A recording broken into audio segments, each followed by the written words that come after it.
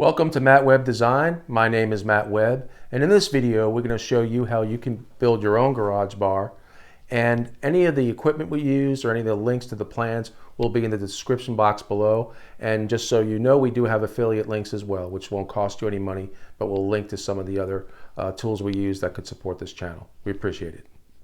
So what made me decide to build a garage bar? Get that question a lot. A few years ago, I was going down the YouTube rabbit trail and I discovered a man from New Jersey, and I'll have his information in the description.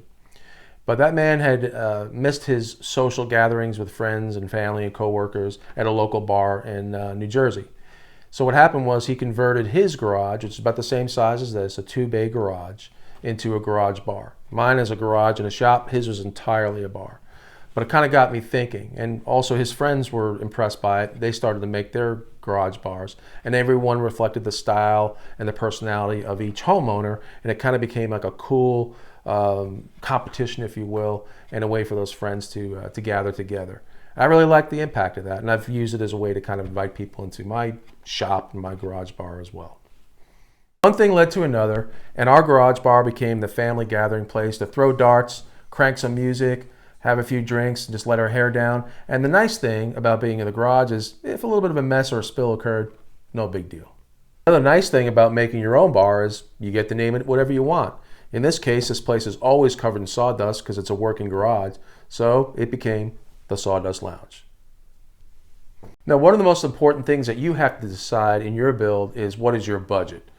All told, everything in this bar probably came in under about $550, $600. Again, I'll have those links in the description.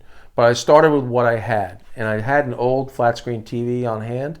We repurposed it. It's now our music system, TV, watch YouTube on it. It's great. Another nice thing that saves money in a garage bar, if it's an attached garage like ours is a kitchen's just 8 feet away. And so we have our refrigeration there, plenty of ice, those types of things. However, in your planning of the bar itself, make some room, feature room for a small fridge like I did. I think that would work out great for you.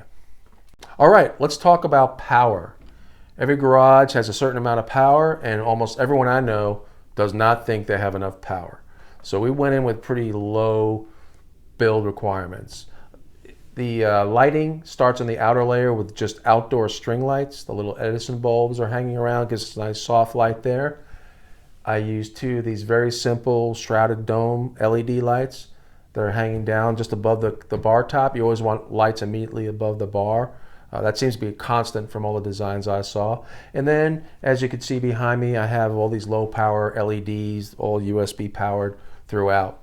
One thing we did when we downloaded the plan for this bar, this is about 8 foot wide, 44 inches in depth and 43 inches in height, to give you an idea, was we had a design that originally had lots of wood, all these wood slats across every section.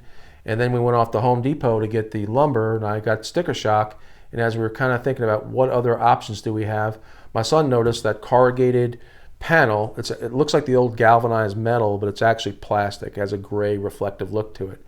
And as you'll see in the video, it looks great with the LED lighting. It looks a little bit cleaner, more like a metal wood blend.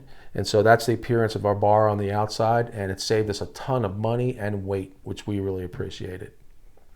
Okay, a big decision point for us was what would the bar top look like. No matter whether you're going upscale or rustic, the bar surface is where everything happens. That's where I put my money. So for about $300 and change back in COVID money, we ended up with 3 8 foot by 10 inch white oak boards. And that completed the entire bar top and a slightly lower work shelf. And the important thing about that was that it's strong. With a few poly coats, it holds up to all the abuse out here, and it was where we traded off our money when we used the cheap pine for the substructure. So it worked out well for us. But again, it's a garage bar. No one's going to criticize you if it has a more rustic look and feel, and we actually like the way that came out. Well, I hope this video has given you some inspiration to do something fun for yourself. Make a spot in your garage or in your home that is just for fun, just for projects.